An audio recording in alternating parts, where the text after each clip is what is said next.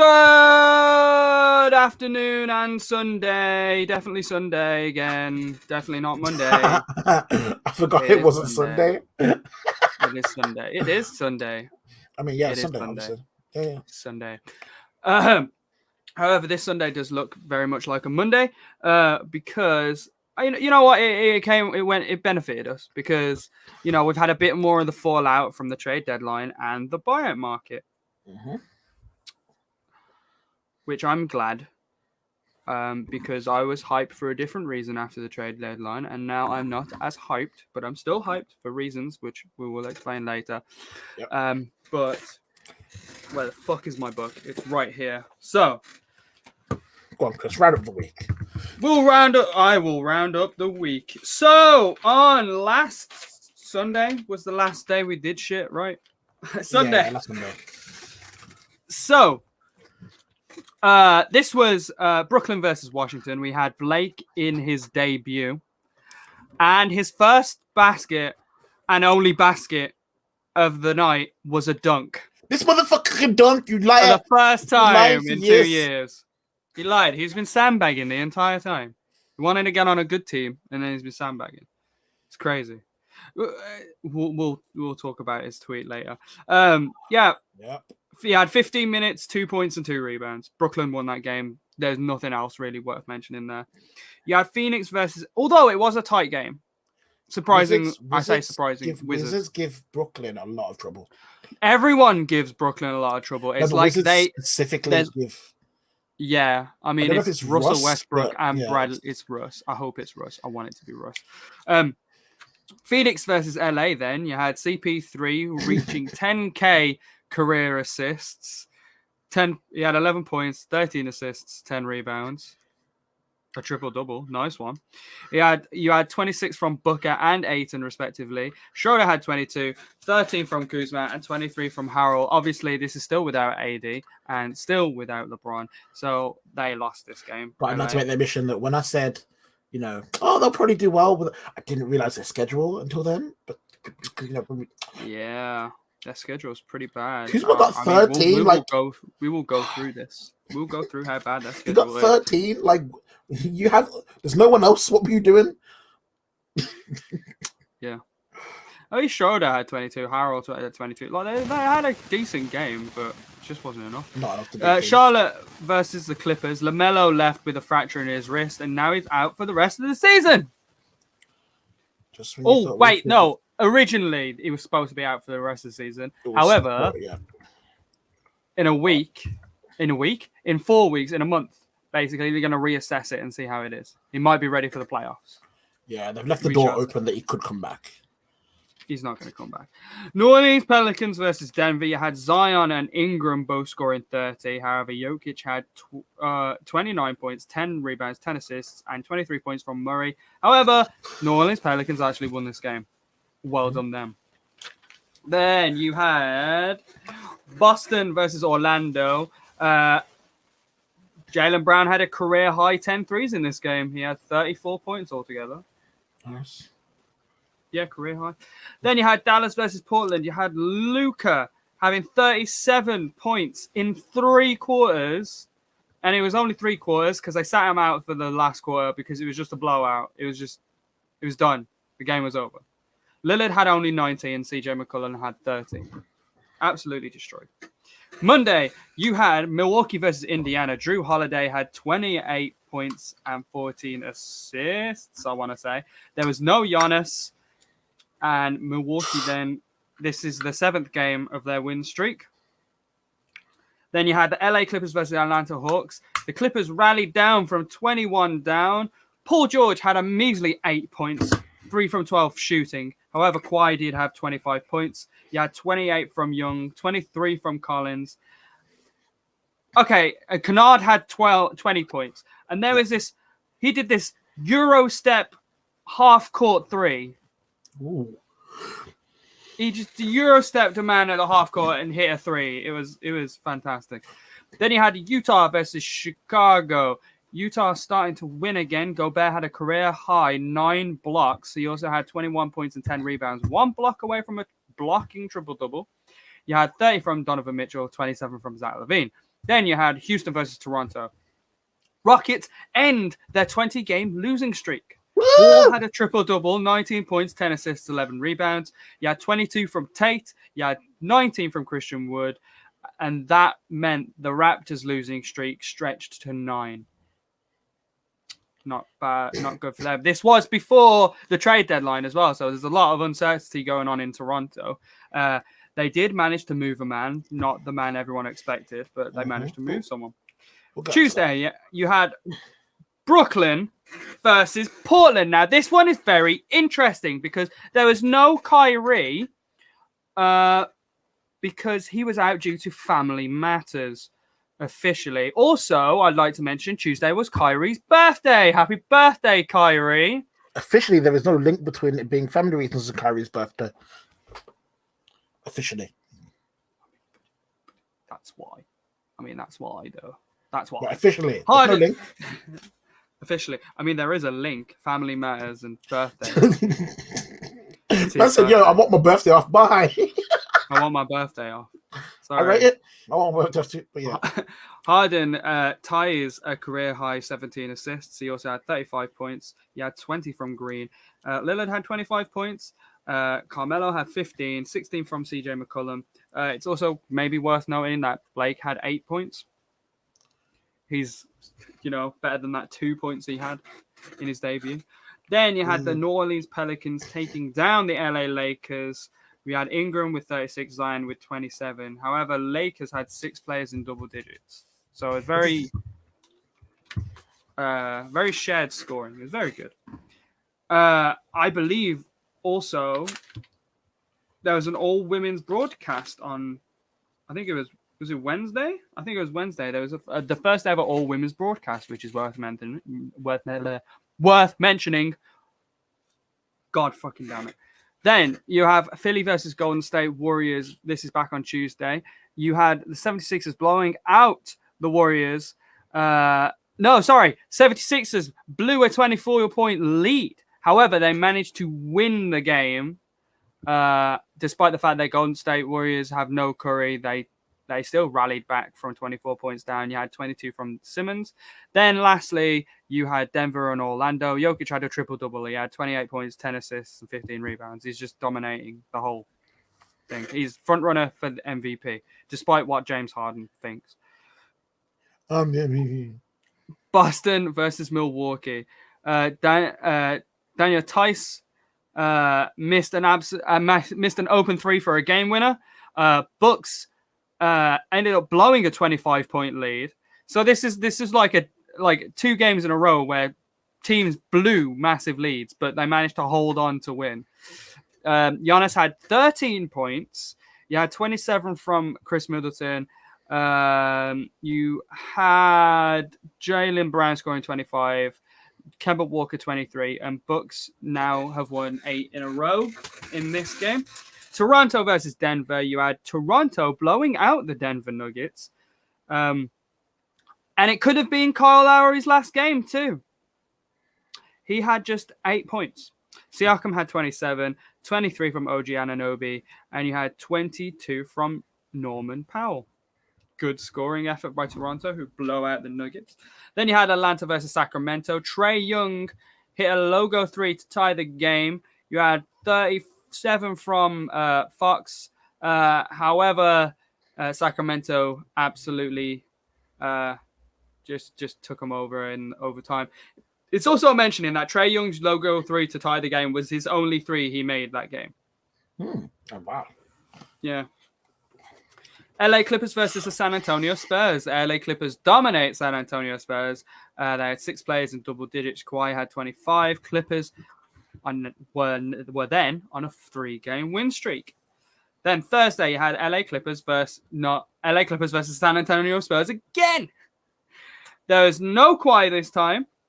You had 24 points from Paul George. Nice. And you had 28 points from Reggie Jackson. So LA Clippers won that game. Then you have Philly versus LA Lakers. Clearly, earlier on in the season, this is one of the games that you want to circle. Just like, oh, yes, you got Embiid, you got Anthony Davis, you got LeBron. None of those players played in this game. You did have Dwight and Danny Green getting their rings. Danny Green actually lit the Lakers up for 28, getting 8 from 12 for threes. Simmons had 9 points, 12 assists, 7 rebounds. You had 19 by Seth Curry, 17 by Tobias Harris. Kyle Kuzma had 25. Good for him. And Dwight Howard got ejected. Dwight Howard, yeah, that's not a surprise though. Sacramento Kings against the Golden State Warriors. Fox had a career high 44 points. You also had 26 from Anthony Wiggins, and you had 19 from Kelly Oubre. But Sacramento are starting to win, actually. I think they've continued their win streak up until now. Miami versus Portland. You had Dame Lillard hitting a game winner over... hitting game-winning free throws after getting fouled by Trevor Ariza on that last 3 attempt. Which, it's Damian Lillard. You have to defend that guy wherever he is on the court. You got CJ with 35, Damian Lillard with 22, Bam had 29, Tyler Hero had 29. This was just a great game in general. Like there was no Jimmy Butler, but it was just a fun game to watch. It was up and down. No one really went ahead too much. It was great. It was some good stuff. Then on Friday, you had Brooklyn versus Detroit. This was Blake's return game, despite debuting not a week earlier. He had 17 points to go along with Harden's 44. Then you had the LA Lakers against Cleveland. Lakers get their first W since LeBron's injury. There was, however, no Colin Sexton, and Kyle Kuzma had just 4 points. Montrezl Harrell had 24, though, and Dennis Schroeder had 17. Then he had Charlotte versus Miami. Charlotte win behind 20 points behind someone with the initials JB. Oh, no, sorry, that was Miami. Jimmy Butler scored 20. So did Duncan Robinson. You had 26 by Terry Rozier, and you had 32 by Malik Monk. None, however, got injured in this battle. Portland versus Orlando. You had a debut for someone with the initials NP, Norman Powell. This was after the deadline. Yeah, Norman Powell from the Toronto. He scored 22 in his debut. However, there was no Damian Lillard, but you also had 22 from CJ McCollum. Then New Orleans Pelicans and Denver Nuggets. You had Zion scoring a career-high 39. When I saw this, I was like, that's his career high. Wow. Is that low? Man's just efficient. He's just stupidly efficient. He doesn't score... Well, I say he doesn't score a lot. But he's just super efficient and consistent. Mm-hmm. Like, he's just there. Ingram had 13. He was 5 for 17. Jokic had 37 points. Then we moved to Saturday. Sacramento against Cleveland. Harrison Barnes hit a game winner. You got Fox with 36. Sexton came back in this game, scored 26 points, but it wasn't enough to take down Sacramento. Then you had New Orleans Pelicans again, facing off the Dallas Mavericks. Zion had 38 points in this game. There was no Luka Doncic or Kristaps Porzingis, though. So, I mean, take that for what it is. LA Clippers against Philadelphia. Doc Rivers return game. Kawhi had 28 points. Paul George had 24. Tobias Harris for Philly had 29. You also had Ben Simmons with 15. LA now have 5 wins in a row. Well done them. They need to. They're really pushing on that spot, that top spot in the West. I think they are the top spot, actually. No, they're not. No, they're not. They're not far behind. They're not far behind. They're 4 games back from Utah. No, it's not bad. Then San Antonio Spurs against Chicago. Unfortunately, Nikola Vucevic loses in his debut. However, Popovich gets his 1300th win. What? You said Popovich scores. I was like, what the? Yeah, he scores his like fucking 1,300th win. I know, but I think of it. Popovich hit 20, and then Yeah, man. Yeah, man. He's only the third coach to reach this landmark. Yeah, landmark. Then we move on to what was most definitely not. What is now? I'm about to read the future, Davian. On Sunday, Denver versus Atlanta. You had Aaron Gordon's debut. He had just 13 points.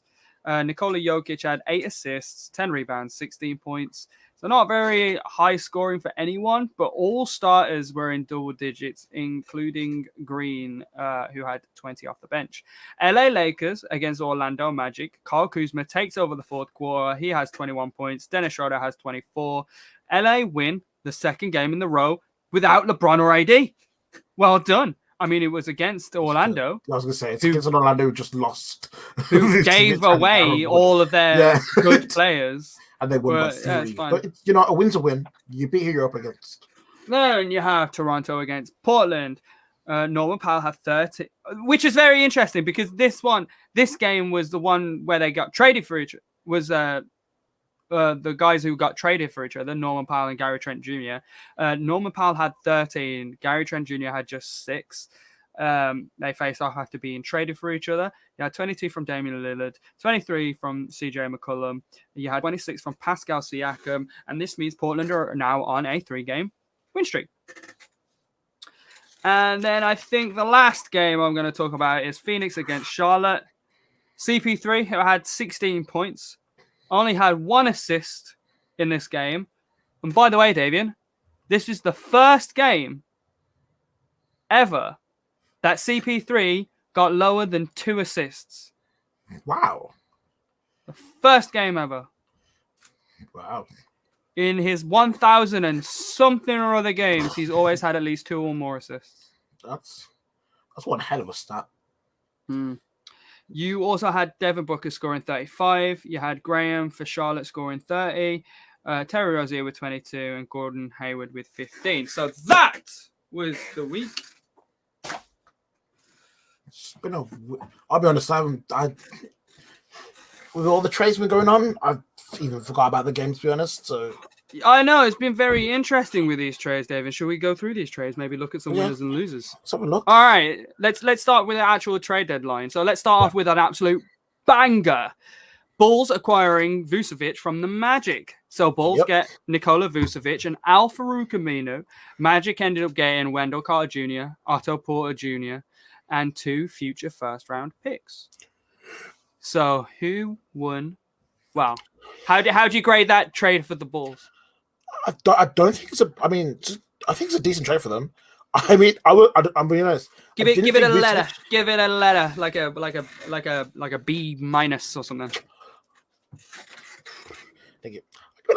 I'd actually give it like a B-ish. It's like give it a for them. They're getting a Vucevic. But I mean, I was surprised Vucevic left because was traded because at the end of last week he was saying I don't want to be traded. I love it here. Well, number one, that's like a player's answer. Number 2, he don't get a choice. Oh no, but the thing is, the way you're saying just ask DeMar DeRozan. But no, so like when you said that, I was like, of course, all I don't want to keep him. Then I saw the trade. I'm like, the Bulls, okay. Bro, he was going. It was clear from the trade deadline that the Magic are now in rebuilding mode. They're straight up gone. If you're the Bulls, it's a decent trade, and you considering obviously with the play-in, they're still in a playoff position as it is. I mean, they're in a position to be in the play-in. Also, Vucevic really helps them in an area that they were lacking, which was rebounding. I mean, in his debut, he had 2 rebounds, but he in future games he's gonna be able to do that. And also, Zach LaVine has never played with he's never played with another All-Star at the same time. Yeah, he's played with Cat, but that was before he was an All-Star. Yeah, so I think that's a really good trade for the Bulls right now. And obviously, Orlando had to do it. But yeah, probably look a B-ish. I mean, I'd say a B+. They also got Al-Farouq Aminu as well. He's a good defensive guy. He's good 3-and-D. Yeah, I don't think they gave it too much of either. Like, it's actually really. Which moves me on to the Magic, who got Wendell Carter Jr., Otto Porter, and 2 future first-round picks. Now, Otto Porter, I think he's I think he might be a free agent. I can't remember. I cannot remember. But he has a huge fucking contract. I know that for sure. But I think acquiring Wendell Carter Jr. and the 2 future round picks. I mean, if you're rebuilding, you want a young asset and then picks. A young assets and picks. That's what they got. Wendell Carter Jr. is also a really good player.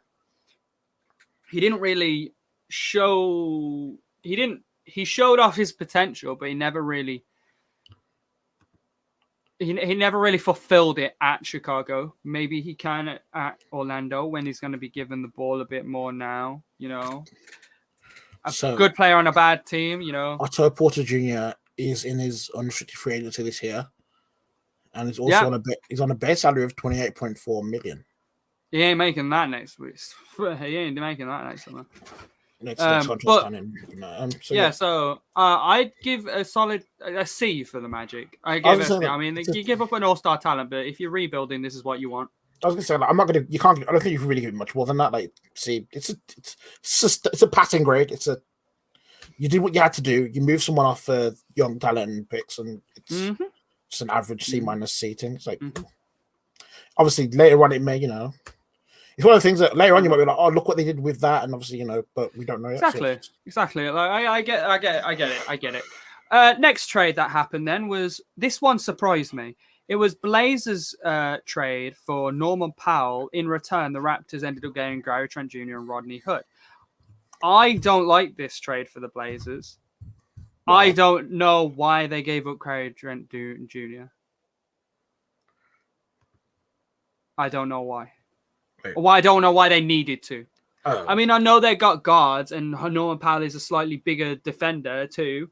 But I really don't think they needed to give up Rodney Hood for it either.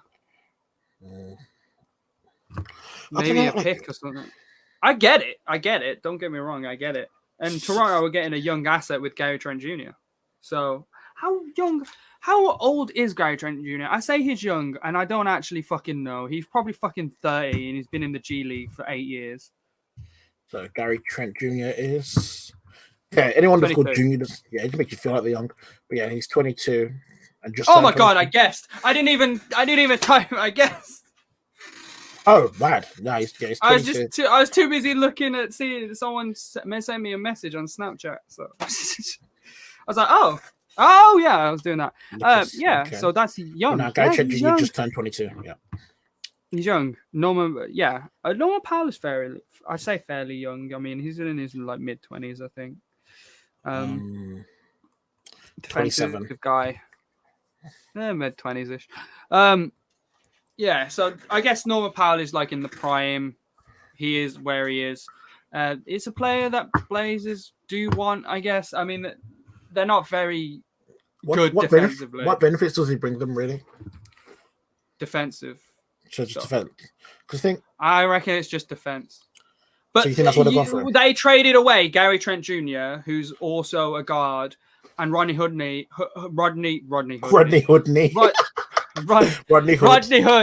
who is a guard too. So like, two guards for it. You know, Portland were guard heavy, so they gave away a guard to get something that they needed, like a stretch. You know, someone who can, you know, possibly guard a LeBron or. Yeah, you know, not stop LeBron, but guard him and, you know, take him down a peg. Stay in front of him. Because if you're Portland and you're planning on making the finals, because we all know that's what Damian Lillard wants. Yeah. It doesn't matter what state the team is in. That's what Damian Lillard wants. It's very clear.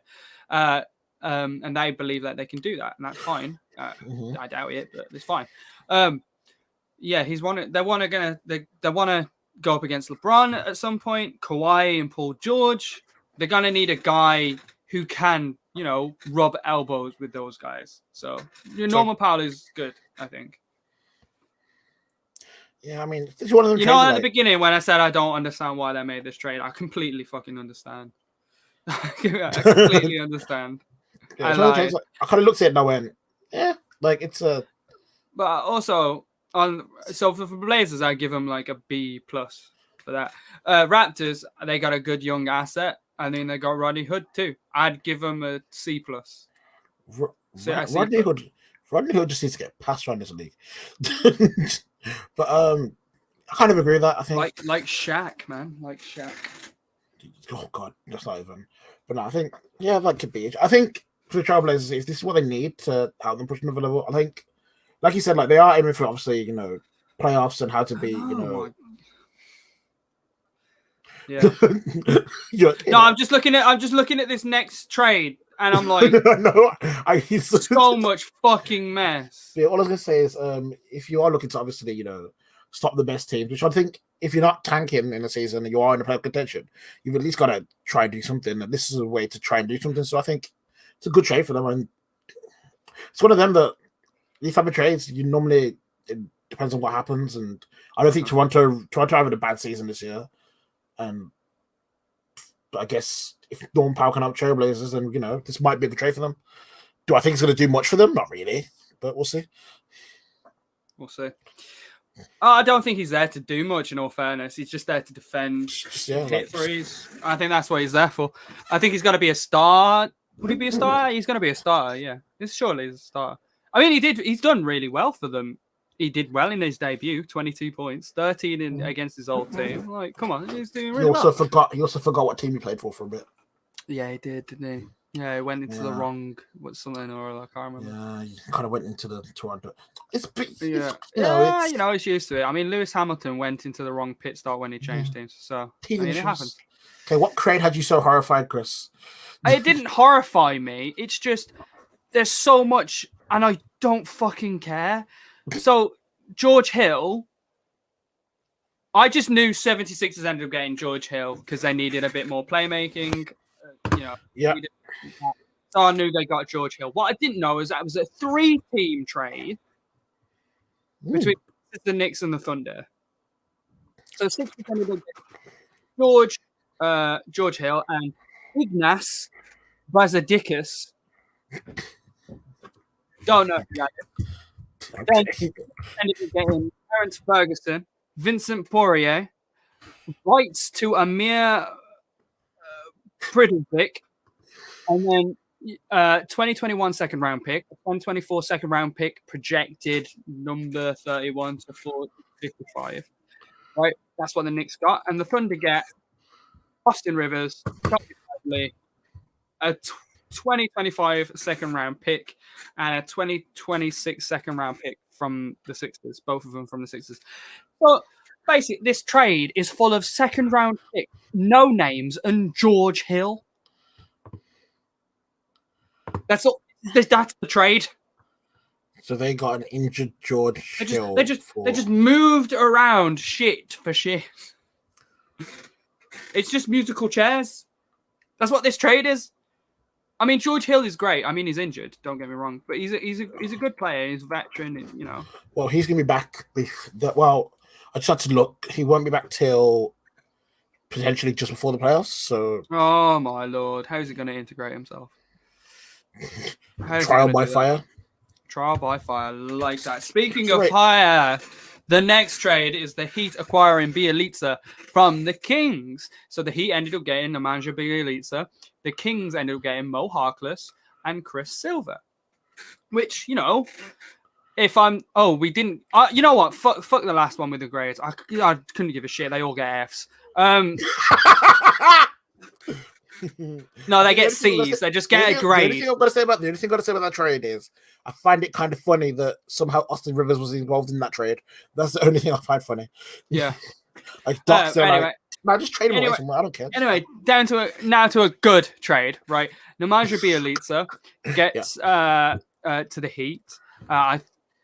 At the time, it didn't make much sense to me. I mean, Nemanja Bjelica is a great player. He's a power forward who shoots threes. He's European, so he's got that kind of vibe to him, Yeah. And we traded 2 role players for him that we never really used. I mean, I liked Chris Silver. He was a great energy guy.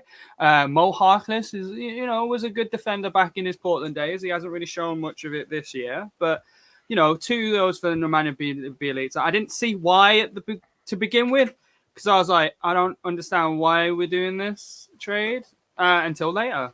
It made a bit more sense. So I'm going to give this a B+ to the Heat. And I'm going to get Kings. I'm going to say a C-. They got decent players, but they're just role players. Just role players. Yeah, I don't think they're going to make that much in. Yeah, I don't know. Like they just got. I mean, sometimes with the trades, it's just like clearly the Heat have probably got the better end of this trade. So like it's. And it's not the only trade they got the much better end of. Oh, for sure there isn't. No, but yeah. Right, we'll get to that. So Kings get Wright from the Pistons. So Kings get DeLon Wright. The Pistons ended up getting Corey Joseph, the 2021 second-round pick, and a 2024 second-round pick from the Kings. Cool. Yeah, DeLon Wright's a decent player. He's a veteran. He's a good defender. He can shoot the ball. You got Pistons getting Corey Joseph, who's a very decent playmaker. But, I mean, where the Pistons going? Fucking nowhere. So, I don't think Corey Joseph's that young anymore. I remember when he was a young player in San Antonio, but I don't think he's a young player anymore. I do that sometimes. I sometimes say, yeah, he's a young player, and then I realize I've been calling him a young player for 8 years, and now actually he's, just... Oh, one sec. Oh. McAfee's trying to get me to buy... No, I'm good. I don't need your protection. Corey Joseph is 29. Yeah, there you go. See, he's been in the league for quite a bit now. Like, Jesus. He's been in the league for quite a bit. Next trade. Oh, actually, should we give it? I can't be fucked with this one. No, it's not even worth grading. Next trade, you had Spurs adding Marquise Chris in a deal with the Warriors. So Spurs ended up getting Marquise Chris and cash considerations for Warriors to get the draft rights to Caddy Lane. I don't know who that is. But clearly Spurs... I don't know whether this was a trade spurred on by the fact that they want Marquise Chris or whether Warriors want... Chris? Hello? Oh, and Okay, Chris, you're frozen. Hello? You back? Am I? Yeah, you're back. Okay, so I think you were about to ask, you don't know whether the decision was made because if the Spurs want Marquise Chris or whether... or the Warriors wanted Caddy Lane. I can answer that question for you. Go on. The Spurs have waived Marquise Chris. Oh, okay. So easy. It's definitely not that way around. Well, either that or the Spurs wanted cap space. I guess so. But yeah, they waived him. Was it? I think it was yesterday. Yeah, so the Spurs have released Marquise Chris to create roster space for center Gorgie Dieng. Ah, okay, cool. That makes sense. Yeah. All right, cool. Nice one. I ain't grading that shit. Right, Jazz get Thomas from the Raptors. I have no idea who Matt Thomas is. It sounds like the most white fucking name. Matthew Thomas. He sounds like the most fundamental player I've ever heard.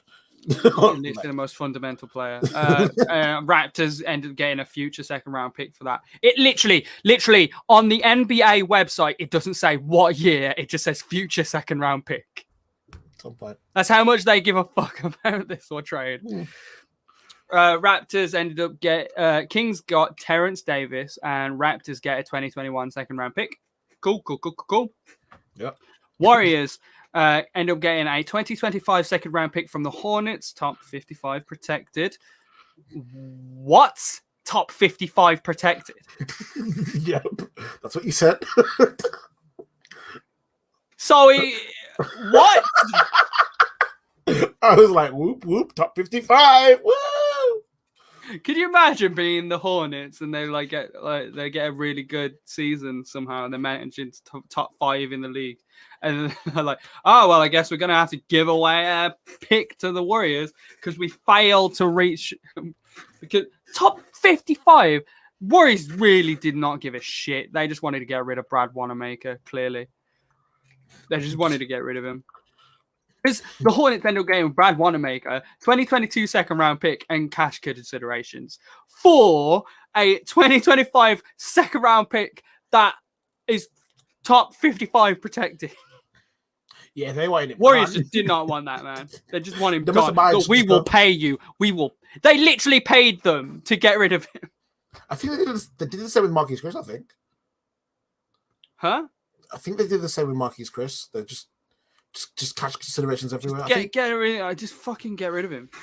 Right now, an interesting trade. So Bulls getting Tice from the Celtics. So again, they're bumping up their rebounding. So Bulls getting Daniel Tice, Javonte Green, Troy Brown Jr. Troy Brown Jr. Celtics ending getting Luke Cornett and Mo Wagner. Wizards getting Daniel Gafford and Chandler Hutchinson. Interesting young prospects from the Wizards. Went for Wizards from the Bulls to the Wizards. Yeah. Young players. I feel like that means the Wizards are kind of like gonna see how it goes for this year, and then if it just, I reckon at the end of the year we could see Russell Westbrook and Bradley Beal moving on. Ooh, I feel like that's gonna happen that's one way to look at it. I didn't think about that. That's because that's they're the trading game for young plan, players. Yeah, that could be the game plan. Just rebuild. But they're very good, solid players. So, I mean, for now, they're very good. And they, bring them up in this system. Bulls getting Tice, great. Javonte Green, decent player. Troy Brown Jr., great 3-guy. Luke Cornett, I haven't got much to say about him, really. Mo Wagner, I know he's pretty good. However, this trade doesn't make much sense for me from the Celtics because this isn't what I need. It's not what I need. You even got rid of Daniel Tice. Like, your problem is you got rid of something that you needed. You think they did that? Now your big men are even weaker. Like Taco Fall is good, but he's not that good. Do you think they did that with the gamble of hoping that they would then pick up something in the waivers and the buyouts like Aldridge and Drummond, etc. Because obviously they were potentially, but. It's a big risk to take. I'm just wondering if that's... no, exactly, but I don't think it would have been worth that risk. I reckon you should have just traded for those players if you're going to do that. If you can trade for those players, you should trade for those players. Then next, and a very cool one, you got Nuggets reacquiring JaVale McGee in a trade with the Cleveland Cavaliers. So Nuggets ended up getting... That's who they got. Cavaliers ended up getting Isaiah Hartenstein and 2 future second-round picks. I feel like this was a trade made for JaVale. I'm not going to lie, because clearly Cavs have a different, plan than JaVale. So JaVale probably asked, look, I want to go. Can you take me back to my first team? When you look at how the Cavs are built, like, earlier in the season, I think how many centers did they have at that point? Like, it was too many. Oh, there's way too many. Then they got another one in the Nets trade with. So I guess they've chosen to move on. And because they want to go forward with what's his name? Really good. He was on the Nets. Yeah, I know. I can't remember his name. I was hoping that I'd just why can I not? Jarrett, right? Jarrett Allen. Yeah, Jarrett Allen. Sorry, I got the name wrong. Right, I'm not going to grade that one either. Yeah, no, I mean, that's an A plus for McGee. Yeah, I think the winner of that trade is McGee. But now, easy. Yeah, so he's got to go somewhere he wants to go. But yeah, it's. And now this trade, you had the Clippers dealing Lou Williams to the Hawks for Rondo. So Clippers get Rajon Rondo, and Hawks get Lou Williams, a 2023 second-round pick, a 2027 second-round pick, and cash considerations. It's like Clippers were trying to get Lou Williams away. I know the Clippers were after Rajon Rondo in free agency, but they didn't get him. He obviously signed with the Hawks. And now they got him. Lemon Pepper Lou is now going to hang out in Magic City more often. Yeah, I think with this one, obviously, the Clippers have been desperately looking for that point guard. We saw and Lou Williams has not played well this season at all. We saw they wanted Lonzo, and obviously we weren't prepared for that. And we know that Rondo was one of their. They were trying to get Rondo in in off season. Couldn't get him. He went to Atlanta because he made that choice because he didn't want to. Because he basically his stock had gone up after the Lakers title season, and he chose to go to Atlanta. I think the trade makes sense for them because Lou Will, let's be real, he was there for one reason for them, which was come off the bench. He was their six man. Yeah, six man, score your buckets, be energetic, basically light the spark. And this season, it's not been the best. I think obviously He's they've just looked not at done it that. and they've just decided that if they're going to get rid of someone, then get rid of Lou Will. What was interesting as well after this, and I spoke to you about this as well, is that Lou Williams actually said he considered retiring. Like, imagine being the Hawks in this. Like, we just what the fuck, dude? What the fuck? So he said it like he said, "Oh, I got traded and I consider retiring, but now I realize there's loads of gas left in the tank." And I'm like, why would you even say that? Why would you say that? Are you just shut up and just shut up. That's something you say, shut like, up, man. That's something you say, like, once you've retired. Like, a few years later, you're like, when I got traded, I thought, do I still have it in me? But no, I carried on. No, this man's just like, no, like, okay, well done. Now what? Like, you just basically said, I don't want to be at the team I'm at. And I thought about just quitting altogether. That's going to integrate you so well into your new teammates. Your new teammates are going to love the fact that if something doesn't go your way instantly, your first thought is, I'm pretty sure Lou Williams was a member of the Hawks a long time ago. I'm pretty sure. You know what? That's where he made his name. I'm pretty sure. Like late 2000s, Lemon early Pepper Lou. That's your name for me. I'm pretty sure he was a member of the Hawks at one. But yeah, yeah, I'm great. He started at Philly, he's been at Hawks. Yeah, I thought so. A couple of years. Yeah, I mean, if I'm the Clippers, I think this is a C+. If I'm the Hawks, this is a C-. For me, definitely would have been an F if he retired. I think for me, for the Clippers, it's a little higher for me. I think it's a great deal. Up too much. No, it's a great deal, but I think getting Rondo in for me is a big thing in terms of I mean, they got their player that they wanted, I suppose. I might bump it up to a B-. Well, obviously, my only question is, like, it depends on, because I don't know, like, for me, having that scoring option for them seems big, and obviously I know he wasn't playing the best, but I feel like it may be one of them where if you're trading for Clippers might play really well in the playoffs now. They've got playoff P and playoff Rondo. Maybe they cancel each other out. Yeah, but the thing is, I think they cancel. Rondo did well, obviously, because he complimented the LeBron, and he was able to give LeBron the rest of the lead whenever. Well, the Clippers desperately need playmaking in the crunch time, because in the playoffs last season they just didn't look like they knew what the fuck they were doing. Yeah, I know. We're just creating. We're just isolating. No, we need some pick and rolls going here. Rajon Rondo is definitely the guy to do this. I know. So it brings him a wealth of experience and a winner, which I think is important. And I think it definitely showed last year when Kawhi wasn't on form. The first thing they do is just constantly pass the ball to him, and you kind of look back at them like, "What are we doing?" And isolate, yeah. Like, stop, and he was just chucking it up because he kind of looked at them like, "What are we doing?" And why? I think obviously, if you're someone like Tyler, you're looking at it going, "Okay, what do I need? Okay, I needed this, so I bought this in." Have they given up too much? It's one of them. If they win a title, then not. I don't think they're giving up that much. I mean, I feel like they could have done a better. But then again, this is a trade deadline trade, so. Yeah, it's one of them. I think they needed Rondo. They knew the time was running out. There was not much they could do. They couldn't get Lonzo, so they've just given up Lou Will because it's an easy piece to switch, and then giving up the extra bits just to get that deal done. Just so that, because if they didn't bring Rondo in, really in off season, it was looking a little. Because we know that obviously once everything slowed down, like they've proven that in series, without that primary ball handler and someone who can really play make and get everyone open and run that offense, it might be a bit difficult. Yeah.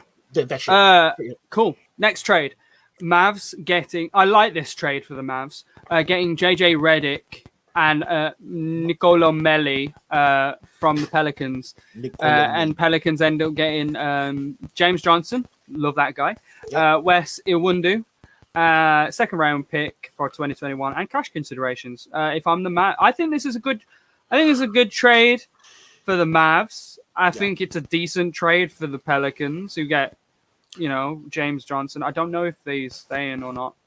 That's definitely a great player for Zion to learn from, though, James Johnson. He was a member of the Heat for a while, and he was full of that Heat power, energy. He was great. Loved it. Yeah, I think I'd go for a B for the Mavs. They need a three. They need a three guy. And JJ Redick is one of the best guys to shoot threes in this league, despite his age of 57. Sniper? Um, 57. All right, give us some respect. Hey, relax.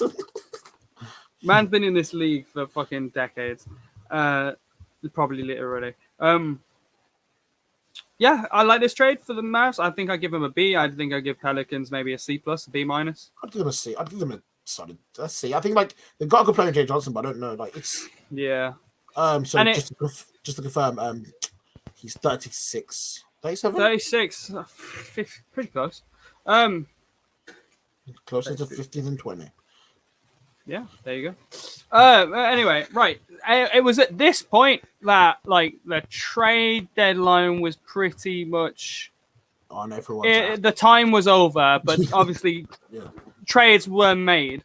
The first one being Celtics adding Evan Fournier in a deal with the Magic.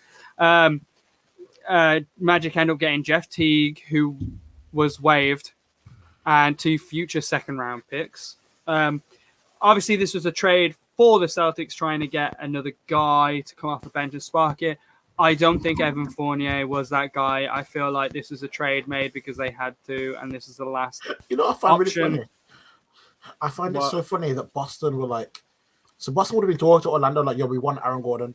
We want to give us him. Yeah, we want Aaron Gordon. What do you want? I think Give they us were him. in talks. Give us him. Yeah. They've been talking all week. They've been talking for like weeks. Give us Aaron Gordon. He wants to come here. We want him. What do you want? They're like, no, can't work. They go out the deal. And then some of the deals like, okay, Evan Fournier, and the Celtics are like, wait, how do we know we just Evan Fournier? Like, I guess it works. Yeah. It's like trade deadline. They were like, just give us something. We can't walk away with nothing. That's literally it. This was a panic buy, in my opinion. This is a panic buy. I think the Celtics put all the eggs into Aaron Gordon in terms of knowing that he wanted the trade could be done. That's to give up some pieces. Obviously, the pieces that Orlando wanted clearly weren't what Celtics wanted to give up, or weren't out to match value. I think he got to the trade deadline and Boston literally said, "We need something," and we've been talking to you man so long that just give You us guys something. are giving away your talent for free. Yeah, because and then obviously that's one of them. Like it's all right. It's not great, but it's. But when I saw, Well, I mean, we can Orlando talk and about Boston. that trade now. There's a trade that sent Aaron Gordon from the Magic to the Nuggets. Magic end up getting Gary Harris, RJ Hampton, interesting, and future first-round picks. And Nuggets end up getting Aaron Gordon and Gary Clark, not the guy who sings "Come Together," the cool version. Right, Come Together. Yeah, the one on the Justice League soundtrack. But anyway, not that guy. Gary Harris, RJ Hampton, pretty good youngish prospects and future round picks.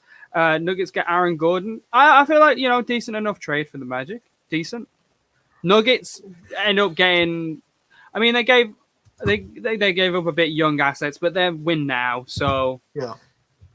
With Aaron Gordon there, Aaron Gordon to the Nuggets is exceptional. I saw that game that Aaron got his debut, right? Yeah.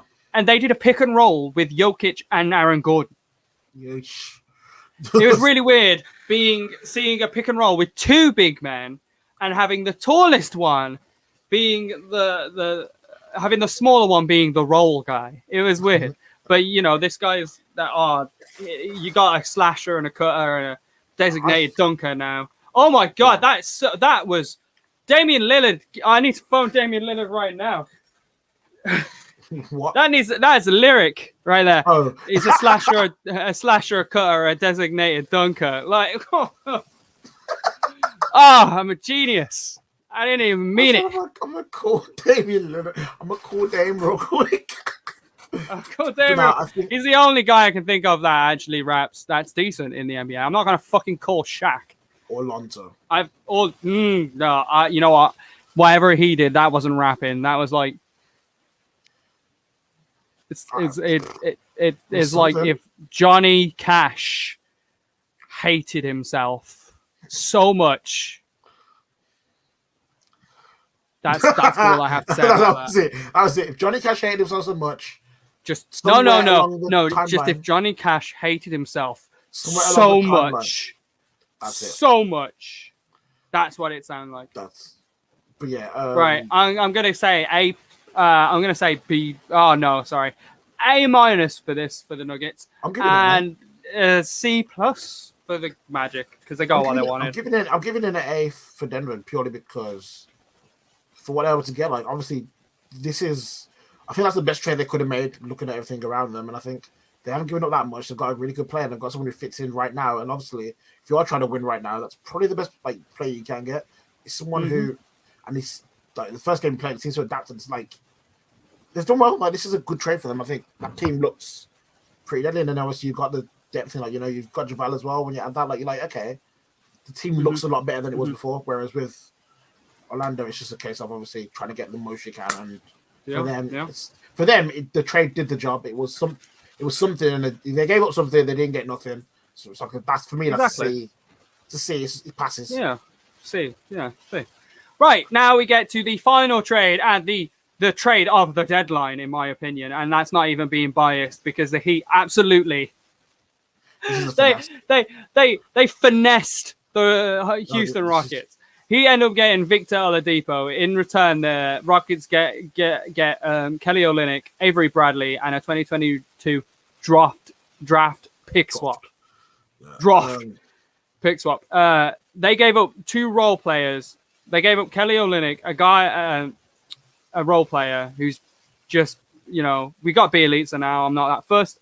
You got Avery Bradley, who's barely played games this season, hasn't really made the impact that we wanted him to. And a 2022 draft pick swap for Victor Oladipo. This is an A+ for the Heat. I was gonna say before we minimum A. It depends on how he works out. This is like an F for Rockets. Before we even get into the depth of how he helps out the team, for me, this is not an A. This is a distinction.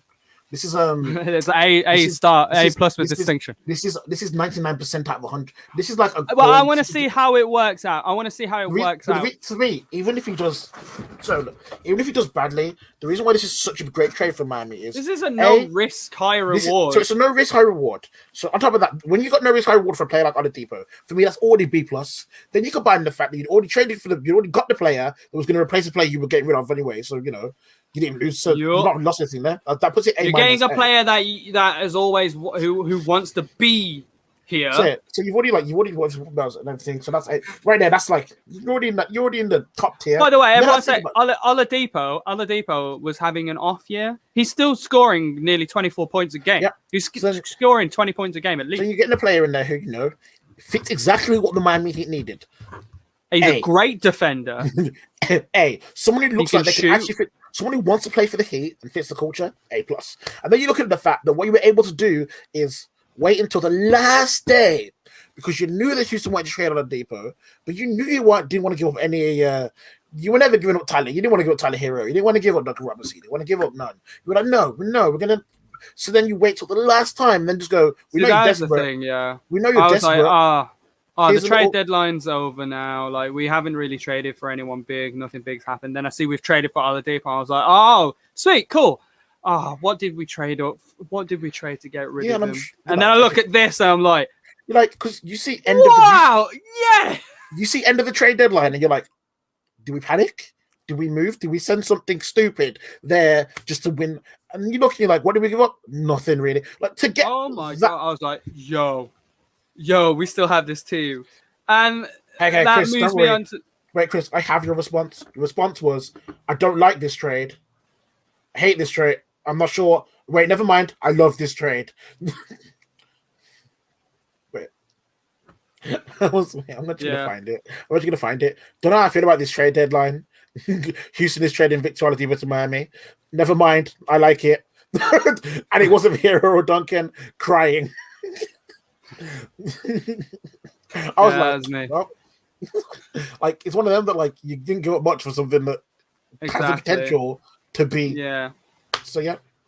And then I was under the interpretation that we were going to end up getting someone like Drummond or LaMarcus Aldridge. Now, Drummond went to the LA Lakers, which is fair. I like confirmed. That. Confirmed, done. But LaMarcus Aldridge is already going to the New Jersey Nets.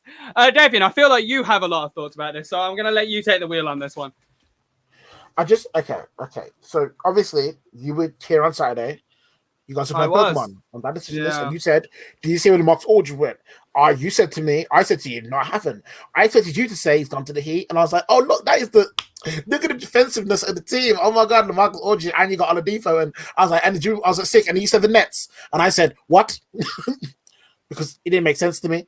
We're looking at a team that, like, when they had KD, Kyrie, and Harden, I was like, okay, that's like they started the season. We started this season, and for the first time in ages. And especially like last year, like we had duos in the league. That was it.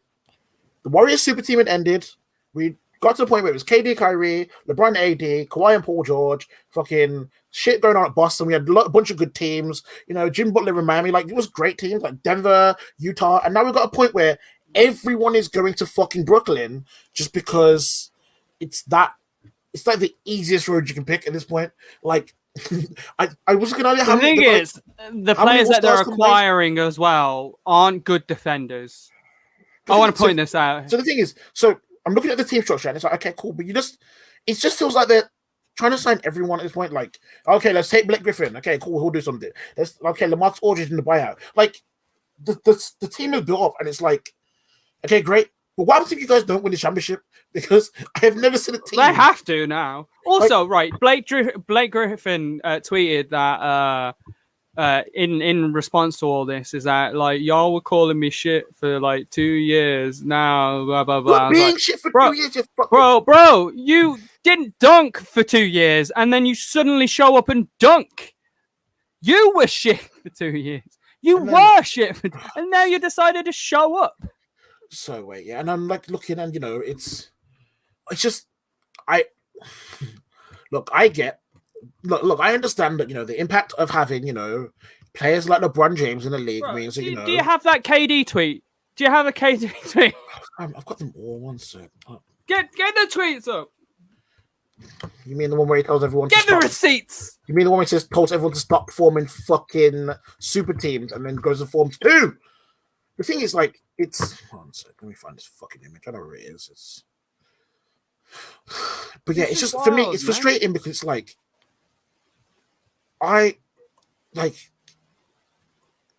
no that team is. It's just like, okay, you built this team and like it's great and all, but like, there is no actual desire in there to I feel like they're gonna get way too overconfident and they're gonna come up against a Milwaukee or a Heat. I know, but they're gonna get ruined. So my issue isn't even if they win or not. It's the fact that I hope they get ruined. It's the mentality. I want nothing more than for them to get jumped out by an actual team of people who are working towards the same goal, because these guys are just. It's just. I mean, that's why everyone loved the Heat story last year. Is because they were a team that everyone vibed with. They were a team that everyone's like, yes, this is how basketball is being played. You want your players looking like this. You want that kind of energy. Everyone loved that story. Everyone, Boston Celtics fans, they, back from the Heatles days, they hated the fact that the Heat won, but they were like, you know what, fuck yeah, Miami. You're facing LA next, so we're supporting you. And then, Milwaukee Bucks fans, they were like, well, there was this, you destroyed us, but, it was good. Right, it was all good. And, but this Brooklyn team, everyone, it reminds me of the Heatles, but there's no defense. Okay. So there is glaring weaknesses. Oh, there's a lot. But the thing is, so when you look at, obviously, we live in a world where, there's always going to be complaints, and we're looking to complain about things that happen. And so, okay, I understand that. But okay, we're looking at when you look at through the teams, you look at your Boston had their big three. Obviously, Miami had LeBron, Dwayne Wade, Chris Bosh. We had Kyrie and LeBron at Cleveland. They won a title. We have, and then with K-Love as well. And then you've obviously got the Warriors. And you look at all these teams, and at least with some of these temes, it was a case of there was a strategy. Yeah, there was a strategy and a game plan to these teams. But Golden State. Brooklyn is shoot. Golden State were a 73-9 team before they even built a super team. The super team they built was generally a team that were fucking built on the trades they'd made and having good players and forming a great system that met. The Brooklyn Nets thing is just let's get everybody and hope it's enough. Wait, hold on. Now everybody want to play for July the Heat. 16, 2010. Now everyone want to play for the Heat and the Lakers. Let's go back to being competitive and going at these peoples. You know, What you know, right. So you know that bit in Avengers, yeah, where they're in the plane and they just met Thor and Thor's there, and like Captain America, who's the NBA at this point, right? yeah. It's just like, what's your plan? And then we don't no was like, we don't have a plan. And then Iron Man's just like, I have a plan. We don't have a plan of attack. And like Iron Man's like, I have a plan. Attack. That's Brooklyn. That's the Brooklyn Nets philosophy. That's it. That's it. There's next to no defense. Harden is not MVP. No, He's been no, playing really well. He's great. He has a point. Not as much as Jokic. So one of the things that made me most annoyed. So the two things that made me most annoyed about Brooklyn in this week is James Harden categorically saying I'm the MVP, which to me makes no sense because you take him out of the team and it's still got KD, Kyrie, fucking Blake Griffin, this guy, whatever. Like you take him out of it. I'm sorry, James Harden. What do you really have to do apart from like you've got loads of this, you've got more assists, and you're playing well. But you were doing that a couple years ago at Houston.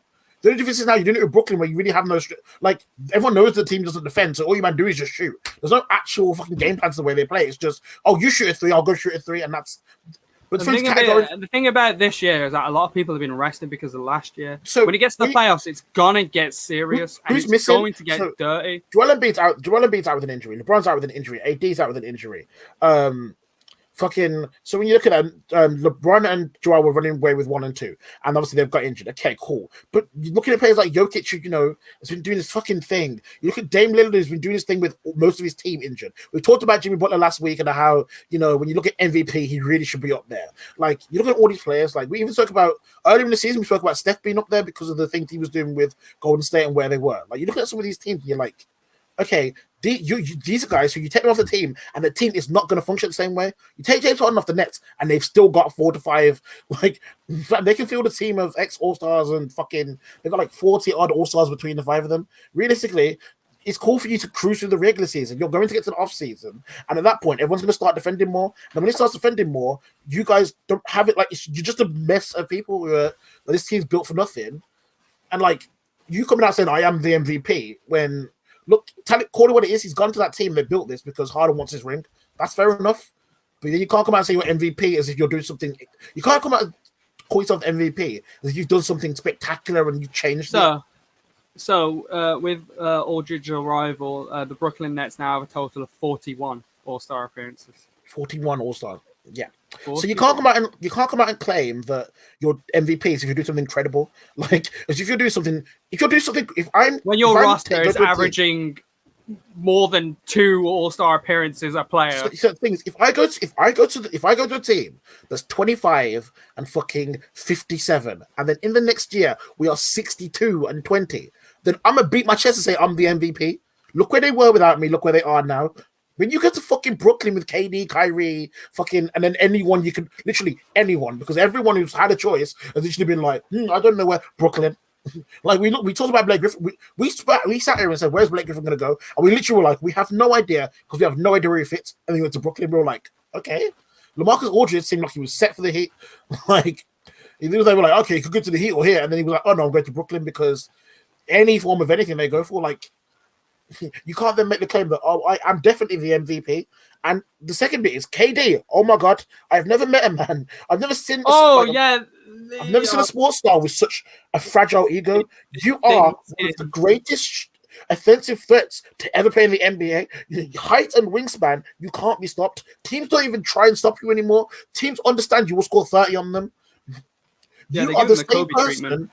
You are the same person who, when you were in high school and college, was calling out LeBron, calling out this guy. You were tweeting mad, and now you're in the league and you're one of the best players. And the second anyone tweets you any form of anything, you start going on Twitter and just typing, you were wronged. It doesn't make sense. Like you haven't. He's resting in his team second in the conference, 1 game off Philly because he doesn't have to play.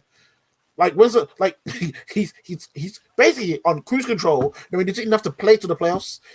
Literally, since he moved from OKC and went to the Warriors and he got a little bit of hate. Since then, wherever weight that decision made on him, it just means he feels like he has to reply to everything.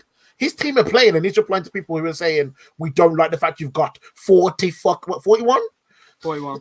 41 combined all stars on one team. It kind of feels like you're doing the thing that you complained about 10 years ago when you said, why is no one trying to be competitive? And it's just on Twitter, it's like, like when you look at this league and you look at like LeBron, like you look at people like LeBron, Kobe. Like, I saw a clip. Kobe said, "How do you feel about?" He said to Kobe, "How do you feel? Who in the NBA, who in the league would give you the most? Like, if they gave you praise, would mean the most?" My man turned around and said, "I don't care about any of these people." And I said, "Yeah, because you don't." And that's the thing. You shouldn't care about these competitors. And then LeBron gets hate for everything he does. You can't. LeBron is LeBron. You don't get to. KD doesn't get to be the top 3 in the world. Like this shit, but then also be complaining like he's not. Like, just play your game. If you win the championship, that's all you want to win. Championship. Winning like that, you can't win the championship complaining, doing shit you were complaining about. But then when people call you out on it, you go, "Oh man, everyone's crying on me." Like the victim, and like it's the worst. And he does it every time. Like, I've never seen him search his own name before. Like man, yeah. It's frustrating because like it's a bad aspect of such a great basketball player. Like in terms of basketball play, he's great. In terms of an actual person, he's got like on court, it's automatic and it's beautiful. Off court, it's like off court, yeah. He makes me want to see him lose. Like now, I want which nothing I hope more. He does. Now I want nothing more than the whole of the Brooklyn Nets coming up against a team who are actually an actual team. Lose in the first round. Oh my god, first round conference. All I want to see now is Brooklyn coming up against a team, get complacent, just like last year. I wanted more. Last year, every time we were on this podcast, because we started this podcast at the start of the reset. Just to come back to the reset, we started this. I said categorically every week I wanted the Clippers to lose.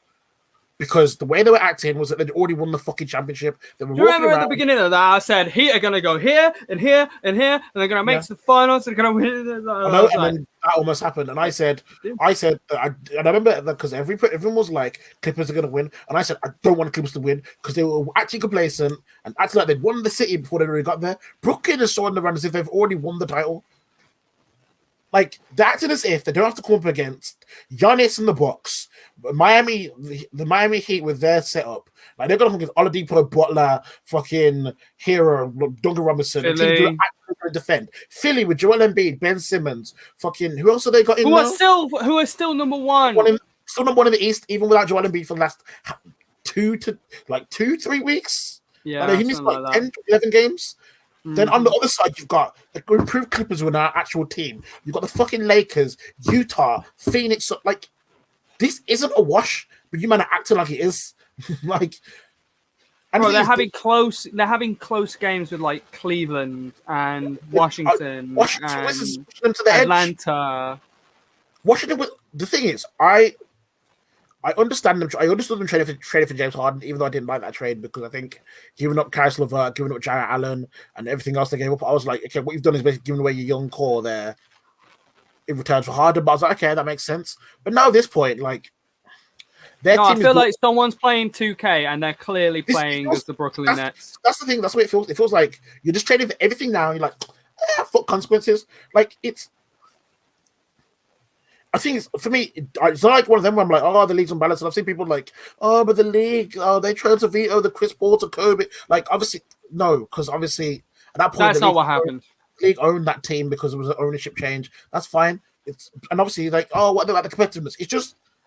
It's like, where is the spirit? Like, where is? I kind of find it funny that everyone in the league always looks at, okay, let's beat LeBron, but they don't look at each other and try to do that. Like.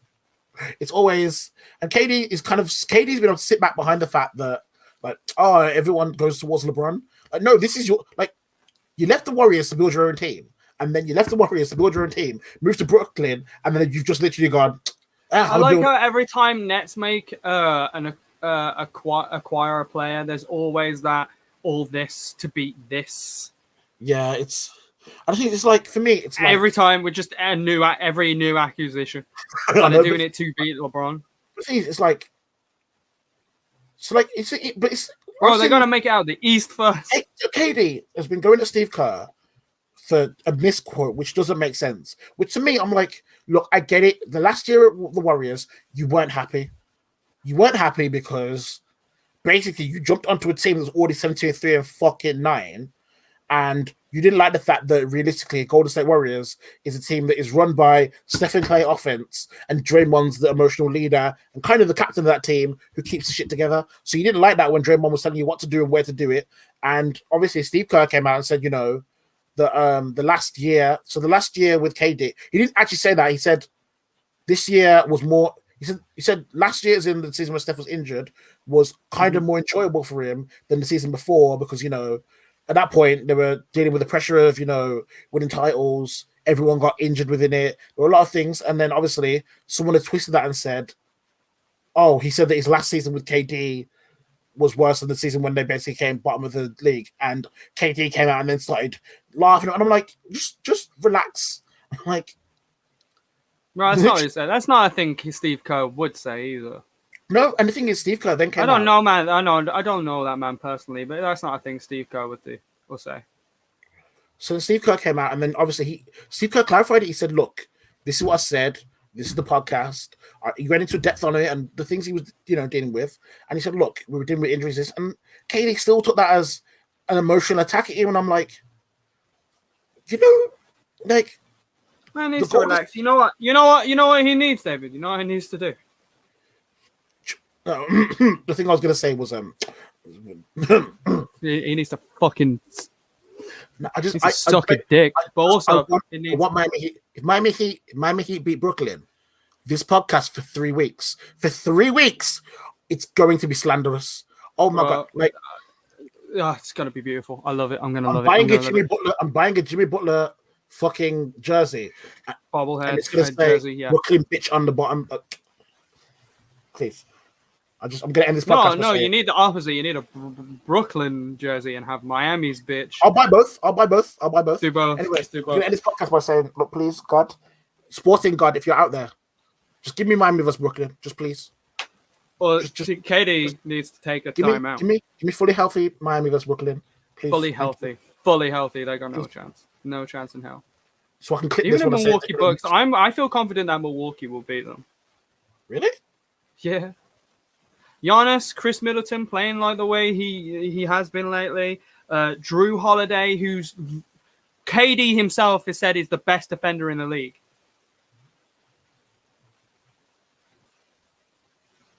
That's 3 players that will match up against those 3 players. Giannis guarding Durant is something I'd worry about if I was Durant. Two-time defensive player? Last year's defensive player of the year. Was it? Two-time MVP. It was Rudy Gobert. If I'm LeBron, I'm worrying.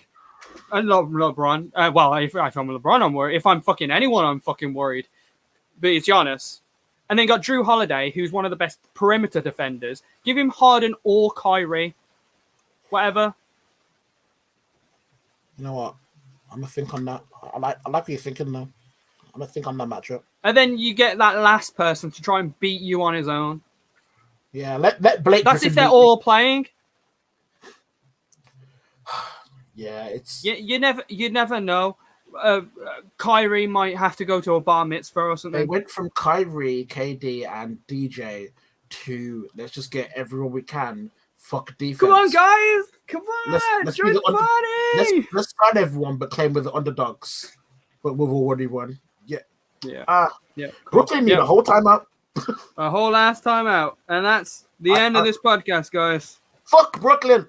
Fuck Brooklyn. Fucklyn, as it were. Just please. Just a first round exit, please. I beg. I just beg. That's not how you leave, Davian. I know. I tried to put the camera on you. God damn it! He tricked me.